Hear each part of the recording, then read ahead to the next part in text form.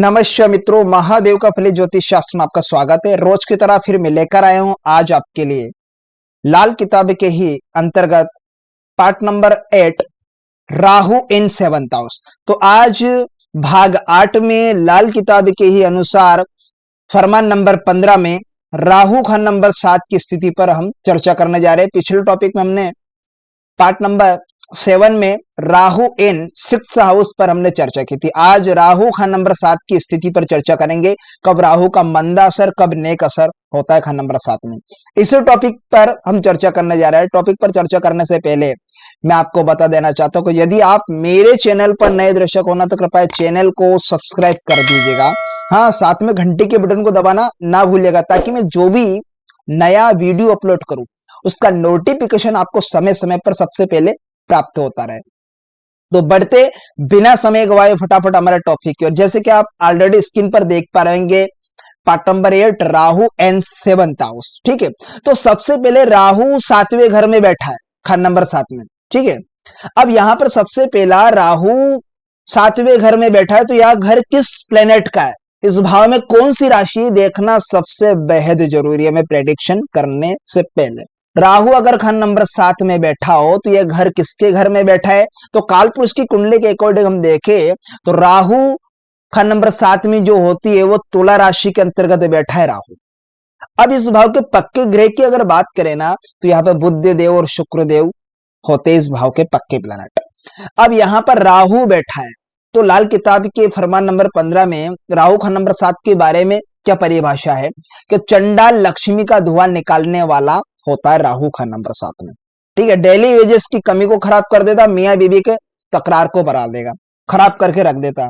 ठीक है, इतना खराब यह राहु होता है। लेकिन शनि की सिचुएशन को भी देखना बेहद जरूरी। इसके पक्के प्लेनेट बनते हैं बुध देव और शुक्र देव, तो इन्हें देखना बेहद जरूरी। इसके पहले आप प्रेडिक्शन मत करिएगा। राहु कब शुभ होता है, कब अशुभ होता है, यह आपको पूरा डीपली समझना पड़ेगा, तब आपको रिजल्ट तय करना होगा। अन्यथा बेवजह से आप प्रेडिक्शन कर बैठते हो, आपके प्रेडिक्शन गलत हो। फर्क बीवी बेटी या हो नजर माता, बढ़ेगा दिमागी ख्याली खुशी का। बुध शुक्र का जो तराजू उल्टे, स्त्री मदद परिवार, धन का वह राखा होवे और खावे दोस्त यारा। शनि देवे उस रक्षा करेगा, शत्रु मरे दरबारा। और मत्स्य रेखा फल उत्तम देवे बुध शुक्र, जब हो 2 या 11 में, दूसरे घर या 11वें घर में। राज संबंधी पदवी ऊंची, धन स्त्री ना खुशी हो, वृक्ष तले हो जिस जा बैठा, तो उखड़ा वही जड़ जलता हो। केतु कुत्ता ही सबसे मंदा, अयास जनाई होता हो। केतु कुत्ता सबसे मंदा जो अयास जनाई होता है। काम अर्थात पेशा व्यवसाय राहु ही हो जब करता, तो खतरा उम्र तक बढ़ता हो। तख्त लग्न शुक्र से मिट्टी उड़ती, जलती शहद जर माया हो। रुपए पैसे धन दौलत उलट सभी जब हालत होती, अमीर होता सबसे उत्तम हो। तो अब हम इन फरमानों को क्लियर समझ लेते हैं, इनके भावार्थों को। खुद तुला राशि के दोनों पलड़े यानी बनावटी प्लेनेट सूर्य, गृहस्थी हालत, स्त्री के टेवे में तलाक, अगर ये राहु का कनेक्शन हो गया खान नंबर 7 में, मंदी हालत इत्यादि में हो कंडीशन, तो मर्द के टेवे में स्त्री की आयु को बर्बाद करेगा, यानी शुक्र को खराब करेगा।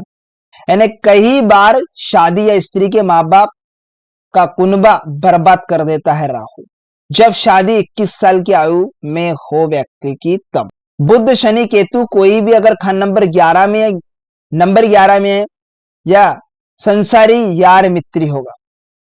अगर बात करें हस्त रेखा की, यहां पर पामस्ट्री के अकॉर्डिंग शुक्र या बुध के पर्वत पर राहु का निशान है, जैसे आप साइन देख पा रहे पाम के अंदर। बात करें राहु की नेक हालत की, तो स्वयं धनी मगर स्त्री तथा धन का गृहस्थी सुख, यानी शुक्र का प्रभाव मंदा होगा। ससुराल तथा स्त्री चाहे मंदे हो, मगर सूर्य कभी भी मंदा ना होगा। राज दरबार ऊंची पदवी पर होगा, उसे किसी के आगे गरीबी के कारण हाथ नहीं फैलाना पड़ेगा। बुध शनि हर तरह से सहायता देंगे और राज दरबार के सभी शक्तिशाली शत्रुओं को मार देंगे।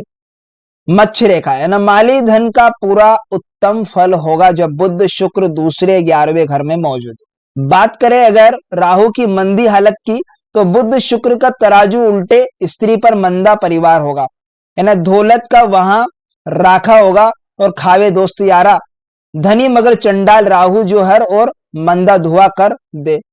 औरत के टेवे में 21 साल की उम्र से पहले या 21वें साल शादी व्यर्थ होगी, यानी या तो स्वयं गुजर जाएगी स्त्री, या तलाक हो जाएगा दोनों का, ठीक है, या उसका पति चल बसे, या दोनों में से कोई एक, या दोनों ही घर से भागे हुए हर ओर से अपनी बदचलनी या मंदे जीवन से बदनाम होंगे।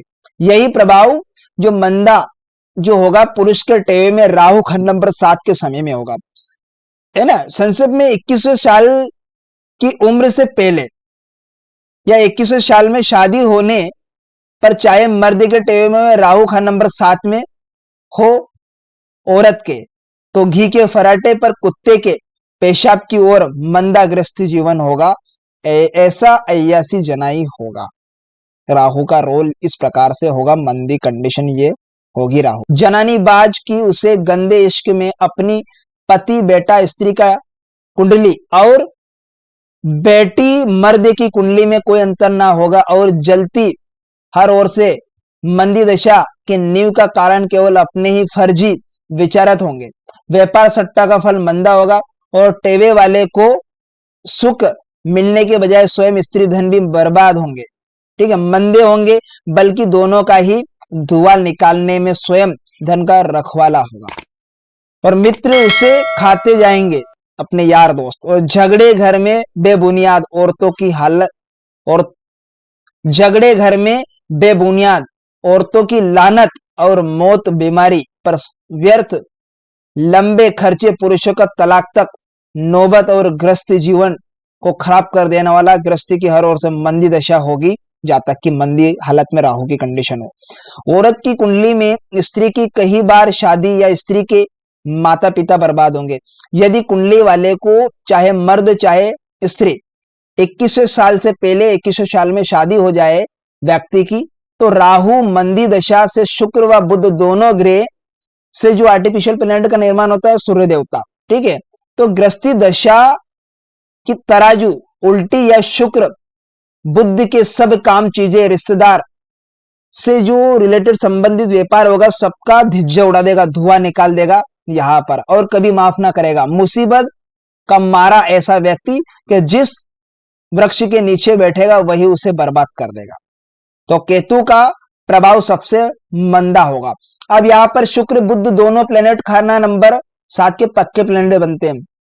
अगर कहीं युति बने मुश्तरका, तो राहु का यहां नेगेटिव रिजल्ट जो मिलेगा इसे ही, क्योंकि आर्टिफिशियल प्लेनेट जो सूर्य से रिलेटेड जो संबंधित व्यापार भी होगा वो भी खराब देगा, राज दरबारी से रिलेटेड यहां भी खराब नुकसान होगा। यदि पेशा काम का बिजली जेलखाना पुलिस का हो तो आयु तक शक्की होगी जातक की। शादी के समय लड़की की ओर से जब राहु चाहे मर्द या चाहे औरत के खान नंबर 7 में हो, तो शुद्ध चांदी की ढली, यानी कि उस समय जब लड़की का संकल्प हो कन्यादान हो, तो उसी दान करने वाले के हाथ से लड़की के दान किए जाने के बाद ही लड़की के दान किए जाने की ओर से दान करवा कर लड़की को अपने पास रखने के लिए दी जाए, उसे बेचे ना, तो हर तरह से गृहस्थी सुख में मदद साबित होगी। नहीं तो क्या होगा, मर्द और औरत हर दो जुदाई तलाक और मंदा जीवन बर्बाद होगा, यहां पर उसका मंदा असर होगा राहु का। यहाँ चांदी की ढली खुद व खुद समय के उतार चढ़ाव से कभी गुम ना होगी, को चोरी होगी। ध्यान केवल यह रहे कि स्वयं उसे बेचकर ना खाए। बदनामी की मंदी मिट्टी उड़ती औरत की मंदी सेहत और धन बर्बाद के समय घर में यही चांदी की ईंट रात का चौकीदार होगी।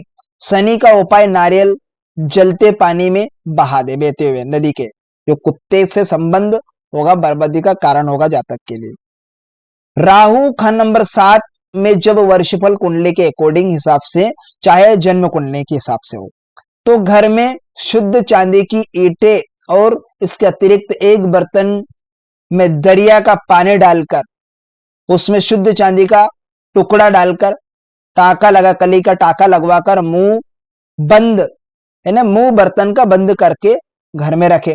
तो जब तक वो बर्तन घर में रहे तो राहु के मंदे प्रभाव से हम बच सकते हैं।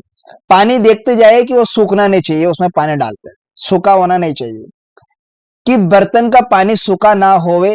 तो जब वो खुशक होता नजर आए, ठीक है, सब सूखता, तो उसमें पहले ही उसमें और पानी मिला दे, तो मुंह बंद करवा दिया जाए, तो यहां पर राहु का मंदा असर खत्म हो जाए। अगर शादी 21 साल की उम्र से पहले हो चुकी हो तो राहु नंबर 7 वाला, चाहे स्त्री हो या चाहे पुरुष हो, तो चांदी के बर्तन या चांदी के गिलास को कोई गोल कटोरी इत्यादि बर्तन में गंगा जल या किसी भी दरिया का पानी डालकर उसमें शुद्ध चांदी का चौकोर टुकड़ा डालकर, वजन को शर्त नहीं है कि चाहे वो कितना छोटा बड़ा हो, चांदी का टुकड़ा धर्म स्थान पर दे या रखाए, तो ऐसा ही एक और बर्तन गंगा जल या पानी किसी नदी में, नदी का पानी या चलता रहने वाला कुदरती पानी, बारिश के ओले या बर्फ का पानी भरकर उसमें शुद्ध चांदी का चौकोर टुकड़ा डालकर औरत अपने पास रखे, तो हर प्रकार से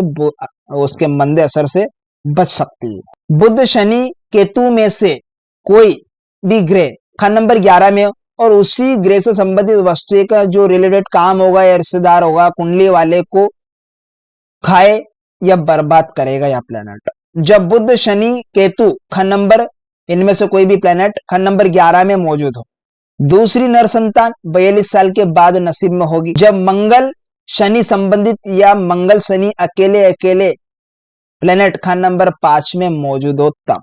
तो ये इस प्रकार से आज हमने राहु खंड नंबर 7 की स्थिति पर शुभ असर व अशुभ असर पर हमने चर्चा की, कब मंदा असर कब नेक असर होता है राहु खंड नंबर 7 में।